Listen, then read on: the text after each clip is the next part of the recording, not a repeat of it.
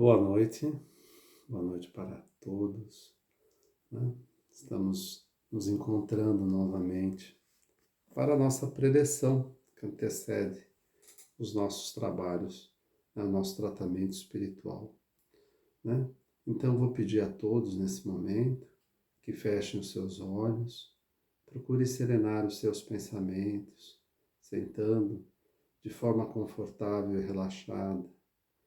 Mentalize nesse momento a aproximação do seu anjo da guarda, esse nosso amigo que nos acompanha ao longo da encarnação, que ele nos envolva nesse momento com muito amor, com muita luz e nos auxilie na nossa subida vibratória. Vamos elevando os nossos pensamentos até Maria de Nazaré, a mãe de Jesus, que tem por nós esse amor de mãe, né? Ela nos envolve carinhosamente, representa para nós a nossa mãe espiritual. Maria vai nos conduzindo afetuosamente até a presença de Jesus, seu Filho amado e nosso Mestre, o pastor que está sempre ao nosso lado, que nos recebe nesse momento com muito carinho, com muito amor, nos dá esse abraço de grande amigo que Ele é, e nos conduz, por sua vez, até a presença do nosso Criador, a qual nos colocamos humildemente. Pedimos ao Pai que nos ampare, que ilumine os nossos pensamentos, que nos auxilie nas nossas modificações, né? Que Ele nos auxilie a enfrentar as dificuldades da vida e possa, dessa forma, nos permitir chegar o quanto antes ao seu reino. E pedimos ao Pai, então, essa força e fortalecemos essa ligação com Ele, com aquela prece que Jesus nos ensinou. Pai nosso que estais nos céus, santificado seja o teu nome. Venha a nós o teu reino, seja feita a tua vontade, assim na terra como no céu. O pão nosso de cada dia nos dai hoje. Perdoa, Senhor, as nossas dívidas, assim como nós perdoamos aos nossos devedores. E não nos deixeis cair em tentação, mas livra-nos, Senhor, de todo mal. Que assim seja, graças a Deus. Novamente, boa noite para todos. Nós vamos conversar mais um pouquinho, como sempre, sobre o Evangelho. Hoje o nosso tema, ele nos remete ao capítulo 5, Bem-aventurados os aflitos, e ao capítulo 9, que é Bem-aventurados aqueles que são brandos e pacíficos. No capítulo 9, lá no seu item 8, nós vamos encontrar obediência e resignação. Uma passagem de Lázaro, Paris, 1863, que nos diz assim: a doutrina de Jesus ensina, em toda parte, a obediência e a resignação. Duas verdades companheiras da doçura, muito ativas, embora os homens as confundam erradamente com a negação do sentimento e da vontade. A obediência é o consentimento da razão, a resignação é o consentimento do coração. Ambas são forças ativas porque carregam o fardo das provas que a revolta insensata deixa cair. Por isso que nós vamos falar uma coisa muito importante que nos remete a esse capítulo. Nós vamos falar sobre a revolta. A revolta que nos afasta do Evangelho de Jesus, nos afasta dos benefícios do Pai. Se nós pegarmos lá nesse item 8, ele fala justamente de obediência e resignação, que é o oposto da revolta.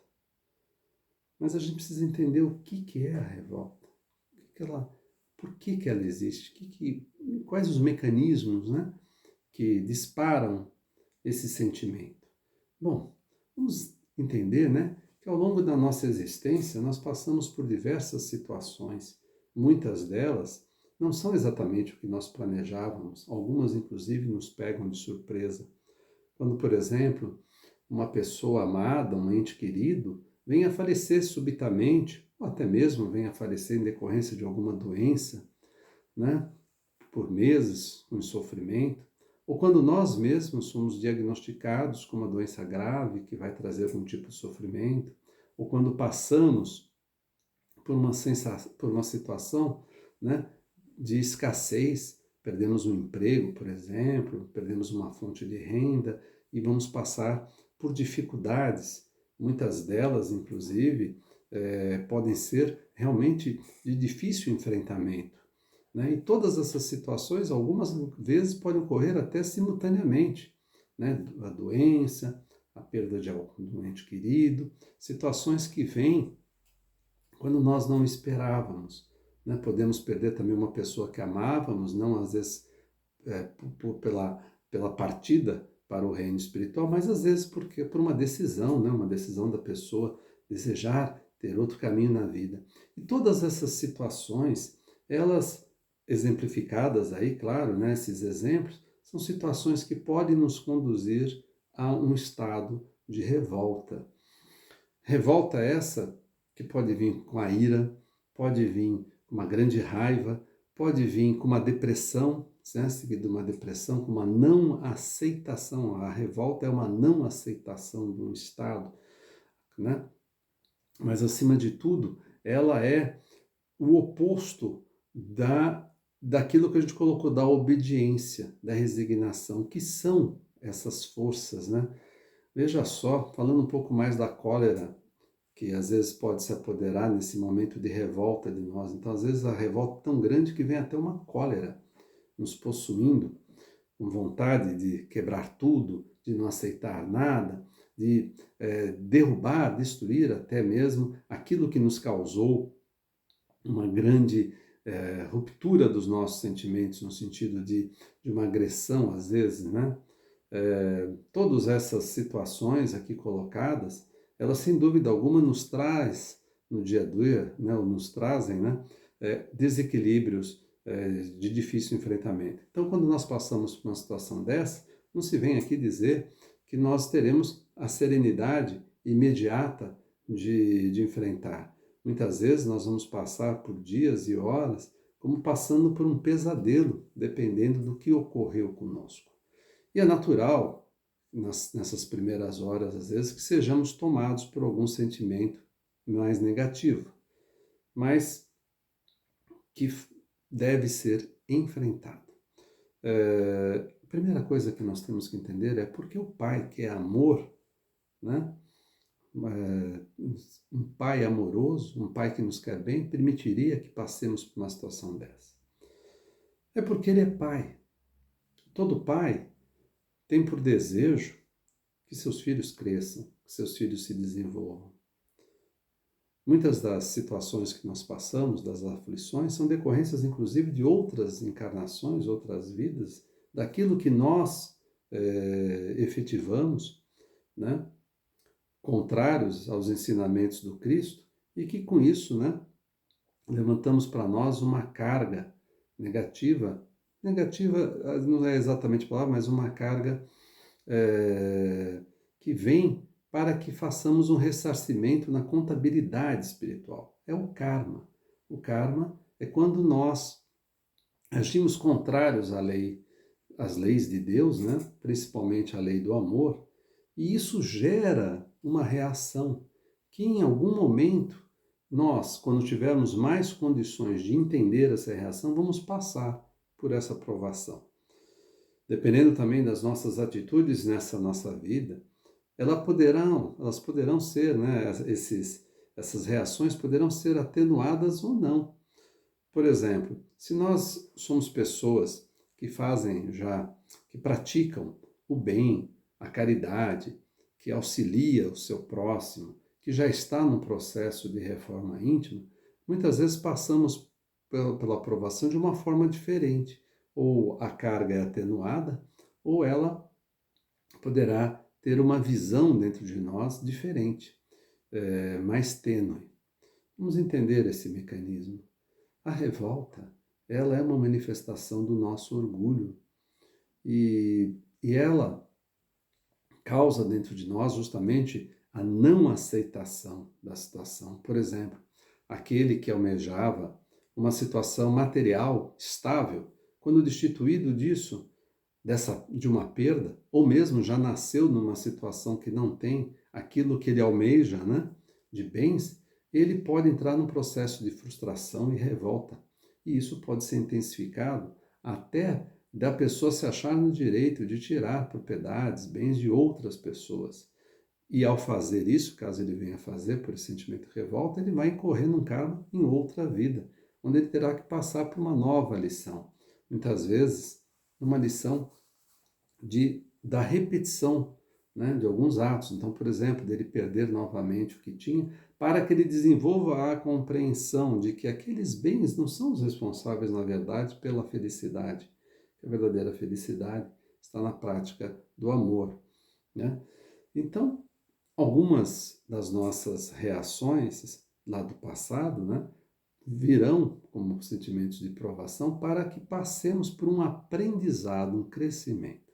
A doença que nos limita vem quando nós, às vezes em outras existências, utilizamos de uma forma inadequada os nossos movimentos. De repente privamos outras pessoas de se movimentar, ou por agressão, por uma ação, seja como for. As nossas aflições e provações dessa vida, em hipótese alguma, são fruto do acaso. E elas só são permitidas por amor a Deus, porque nós, que estamos num planeta de provas e expiações, estamos aqui para aprender.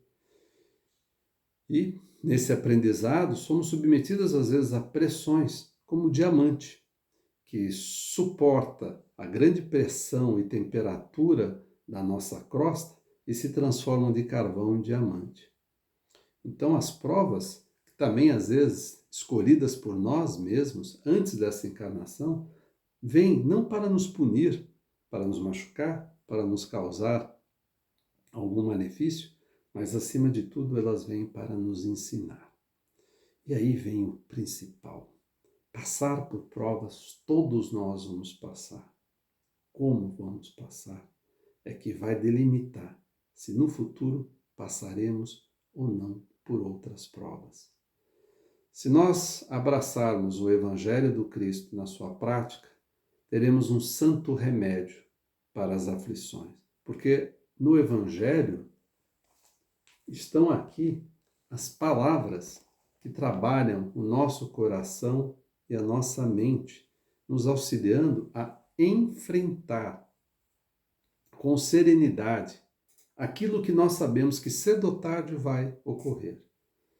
Não cabe a nós fazermos uma pergunta, por que eu? Todos nós vamos passar por algo, né? Todos vamos ter que passar por alguma coisa. E as provas são para nós, porque elas são para o nosso DNA espiritual, elas são necessárias para isso, elas são, na verdade, quando enfrentadas as aflições, elas servem como atalhos, ou seja, elas nos ajudam a ganhar tempo e não a perder. Mas nós podemos também ter outra atitude, da revolta, da não aceitação. Ao não aceitar, podemos ter a raiva, podemos ter um sentimento de insatisfação e podemos ter, ao longo do tempo, um sentimento de depressão, de não querer enfrentar mais. Isso não tem nada a ver com resignação e obediência. A obediência nos diz, acima de tudo, que Deus, que é amor, nos encaminha o que é melhor. A resignação nos diz que, perante aquele momento de provação, devemos aceitá-lo. Ambos os sentimentos, obediência, aceitação, ou seja, obediência e resignação, não tem nada de inércia. Porque quando recebemos uma coisa, nós devemos procurar o melhor caminho pelas leis do amor de como enfrentar aquilo.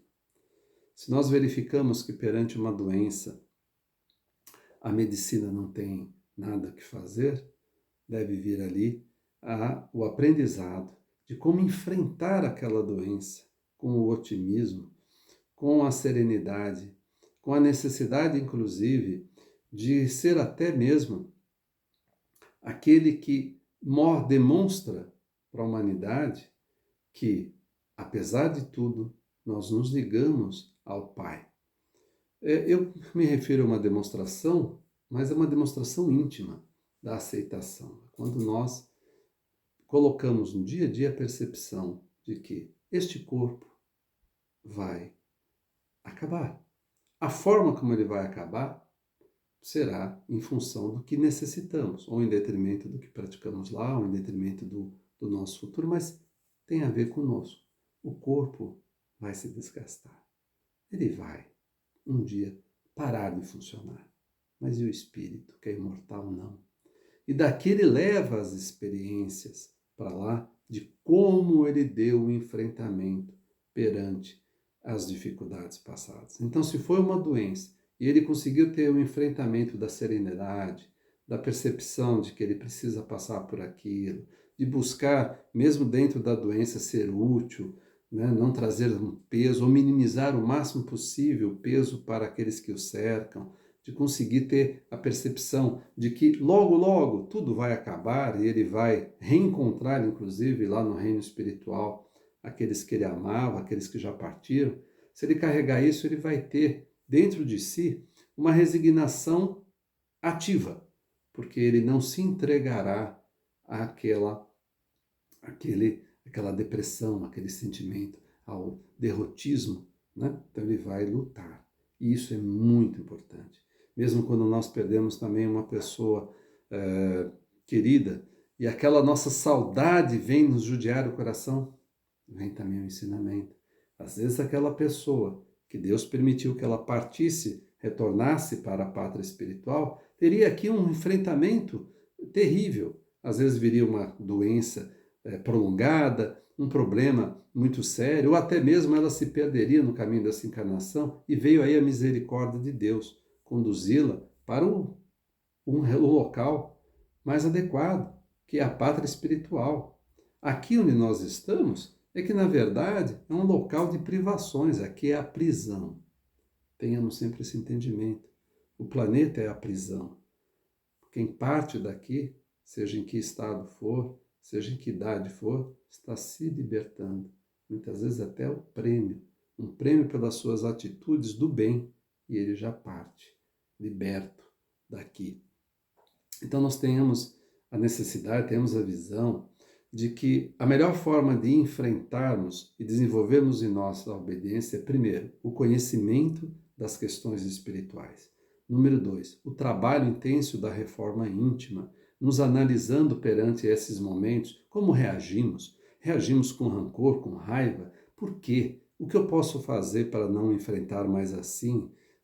Não dar esse enfrentamento nessa situação, não me revoltar? E com isso, evitar novas provas, porque as provas elas virão enquanto o nosso comportamento for negativo.